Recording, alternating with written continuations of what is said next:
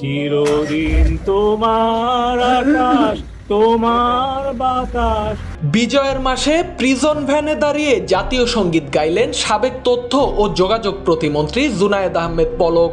ও মায় আমার প্রাণে বাজায় বাঁশি। সোমবার দুপুরে গ্লোবাল টিভির ধারণ করা একটি ভিডিও ভাইরাল হয় সামাজিক যোগাযোগ মাধ্যমে।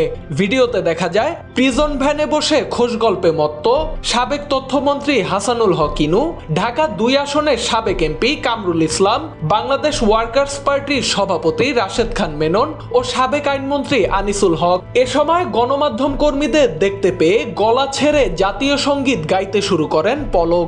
আচমকা পলকের সঙ্গীত পরিবেশন দেখে হকচকিয়ে যান প্রিজন ভ্যানে থাকা অন্যান্য সিনিয়র নেতারা। জুলাই গণ অভ্যুত্থানে হত্যা মামলায় বর্তমানে কারাগারে আছেন সাবেক তথ্য ও যোগাযোগ প্রতিমন্ত্রী জুনায়েদ আহমেদ পলক। আদালতে নেয়ার পথে নানান উদ্ভট কর্মকাণ্ড ও মন্তব্যের জন্য সোশ্যাল মিডিয়ায় প্রায়শই ভাইরাল হন তিনি। ও মায় আমার প্রাণে বাজায় বাঁশি, সোনার বাংলা।